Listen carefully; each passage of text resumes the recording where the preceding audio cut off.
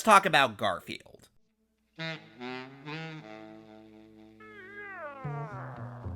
When Jen Davis debuted him in newspapers in 1978, the fat, Monday-hating, lasagna-loving cat had quickly shot up to massive popularity, and he's become one of the most beloved comic strips of all time, alongside Peanuts and Calvin and Hobbes.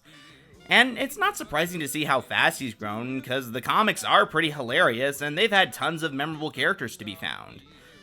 Naturally, when you get as popular as you do, Hollywood comes knocking for adaptations, and Garfield has been no stranger to adaptations. There were the pretty good TV specials and shows from Phil Roman, the very bad live-action CG film starring Bill Murray that he really wants to forget, and also those direct-to-DVD animated films from the director of Spawn and that horrible animated Netflix Marmaduke film that exist, and from what I've heard, are also not very good.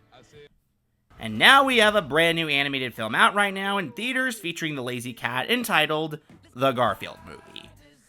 Now when it comes to this film, I won't lie when I say that I was eagerly awaiting this film to come out. Not because it's a Garfield movie per se, but more because who was directing the film, and it was a director who I have missed seeing in animation for a long time.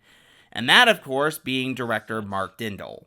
If you're an animation fan or film fan like me, you probably know who he is and what he's made, but for those that don't, Mark Dindal is a director who has made two really great animated films.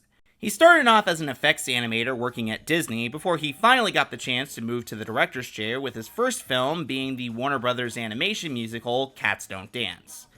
And I love this film. This is easily one of my favorite animated films of the 90s, and one that has so much energy from start to finish. It has a clever and sweet story honoring Hollywood's golden age while talking about prejudice, a memorable cast of characters which includes a hilarious villain with Darla Dimple, some amazing songs written by Randy Newman that honestly rivals the songs he's written for Pixar and Disney, as well as some of the best animation you will ever see. This is such an underrated classic, and I highly recommend it. It's a total blast and just a ton of fun. Plus, it also just got a Blu-ray, so you can finally see the film in glorious HD. After that film, he returned to Walt Disney Animation Studios, where he was given the chance to take on the struggling Kingdom of the Sun project and try to make something out of it. And he ended up turning it into a little film called The Emperor's New Groove, which, I'm just gonna say it, this is one of the funniest animated films ever made. Man, this one is just great. If you wonder what it would be like to see Disney Animation do a Looney Tunes film, this is easily that. It follows a spoiled emperor turned into a llama who has to get back to his palace to break the spell, and even that little description alone doesn't do the film justice. This comedy is just top-notch and absolutely hilarious. Funny comedy, great animation, tons of iconic characters, all with great performances. This is easily one of the best films from Disney Animation in the 2000s, and also is one that's easily worth your time. So based on those two films, you would think that anything Dindal would touch would turn into gold. But then that third film came out. Run! Oh boy. Yeah, his third film was another film he made for Disney Animation, that being their ill-fated CG comedy Chicken Little.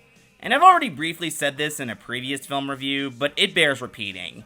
This is the worst film Walt Disney Animation Studios has ever made, and one of the worst animated films of the 2000s. Barely anything about this film works. The story is a mess and all over the place. The computer animation is not great, even by 2005 standards. The characters are either dull or just incredibly unlikable, and the comedy is just desperately trying to be like Shrek and fails miserably. This film just sucks. Though let me make this perfectly clear, this film was not Dindal's fault at all.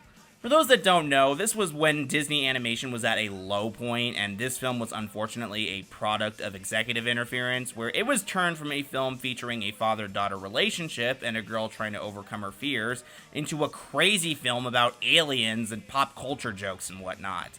The film we got was not the film Dindal wanted to make, and he has clearly stated that he is not proud of the final film. I don't blame him for the record because, yeah, it's not good. After that film, Dindal left Disney and had tried and failed to get plenty of projects off the ground, and I was hoping eventually that Dindal would find a way to make a comeback, which is what leads us back to the Garfield movie, his first new film in almost 20 years. I was looking forward to it ever since it was revealed Dindal was working on it in 2018, and the trailers did seem quite fun as it looked like that he had full creative control over this. So I went in hoping this could be a fun time, and I can say that's exactly what this is. A fun time. This film is definitely a welcome return for the director, and I certainly think this was a lot more fun than I expected. It's not on the levels of Capstone Dance or Emperor's New Groove, but I can easily say it's way better than Chicken Little, and it does feel like a film that Dindal had full control over, and the result is a comedy that is pretty funny and has some good laughs. After being found as a kitten, a fat, spoiled tabby cat named Garfield, played by Chris Pratt, enjoys his life with his owner John, played by Nicholas Hoult, as well as John's dog Odie, played by Harvey Guillen. His life seems great, from eating lasagna and being lazy, with the only downside being those dreaded Mondays. However, one day, Garfield and Odie are kidnapped by two dogs named Roland and Noland, played by Brett Goldstein and Bowen Yang, and taken to an abandoned shopping mall as bait. This trick only ends up being a ploy to luring Garfield's long-lost estranged father Vic, played by Samuel L. Jackson, where they are told to steal a truck of milk for a cat named Jinx, played by Hannah Waddingham, as payback for Vic abandoning her and making her spend time in a pound. Soon, Garfield is forced to work with his estranged father in stealing this milk, and with the help of a bull named Otto, played by Ving Rhames, him, Odie, and Vic have to figure out how to get into a milk factory to get a truck of milk to pay back Jinx. As you can obviously tell, this is not the most complicated plot out there. However, considering this film is a comedy, I wasn't expecting to see a story filled with a lot of complicated twists and turns, but rather one just filled with a lot of great jokes, and I can say that it delivers with that.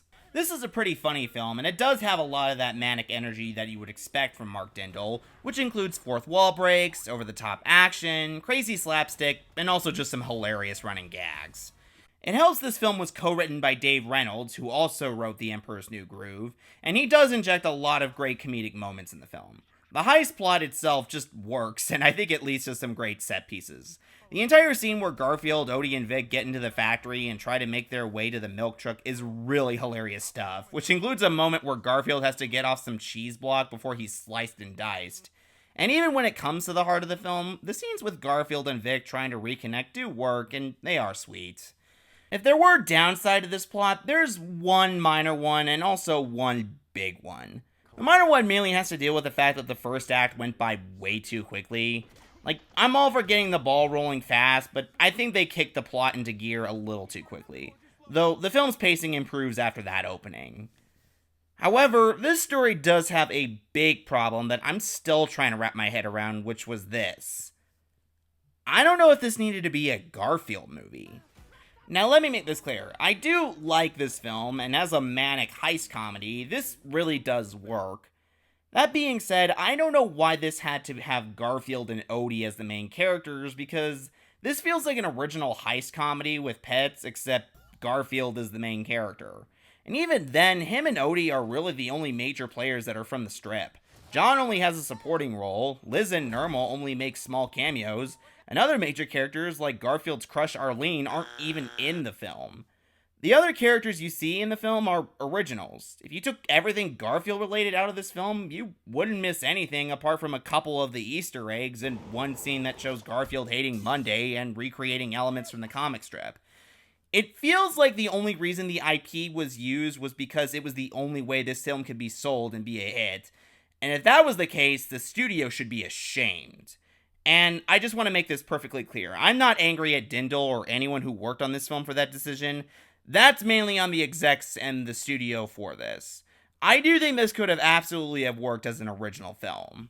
As is, though, it's still a fun heist story, and I do think the comedy does land. Speaking of the comedy, I can also say the same thing about the animation. This was animated by Dineg, who also animated Nimona and Under the Boardwalk, and like their previous films, it does look really nice. It really does capture the world created by Jim Davis, the character designs are great, I liked some of the Easter eggs they threw in tributing the strip, and the slapstick comedy really lands. The scene where the characters try to get onto the train is pretty hilarious, and it has a moment that's similar to the trampoline gag from The Emperor's New Groove. Now, as far as the characters go, I did like them pretty well. There was worry about Chris Pratt as Garfield, but I honestly think that he's pretty funny as him. He does capture that lazy and sarcastic tone he has, and I do think that he gave him a good arc of being less spoiled and trying to care about others, especially when it comes to Vic, whom he's trying to reconnect with. Speaking of him, he's also pretty funny, and he does also have a nice arc about trying to repay his debts and reconnect his son while trying not to use people again for their benefits. And it helps that Samuel L. Jackson does have some good laughs as him. Though I can say there are two characters that really get the biggest laughs in the film. The first is the villain Jinx, who is hilariously over the top and quite funny. She's in the same league as Yzma and Darla Dimple, with her plan of revenge being quite crazy and ridiculous, and she's just amazingly over the top. And I also thought that the gag of her wearing a collar that lights up to highlight her craziness was pretty funny. Like, that was just great stuff. Though the biggest character who steals the show is the bull Otto. He has a huge grudge with the farm he works at, as he was separated from the cow he loves named Ethel, and I just found his no-nonsense demeanor quite effective, and that's mainly due to the performance by Ving Rhames. He has a lot of great lines, include him setting up the escape plan, as well as a great running gag with his overuse of dramatic pauses. That was easily among the best stuff in the film, and his undying love for Ethel was also just really, really funny. And that's not even getting to some of the other characters of the film, like this over-the-top security guard at the factory, and even Odie, who doesn't speak, getting some good moments too.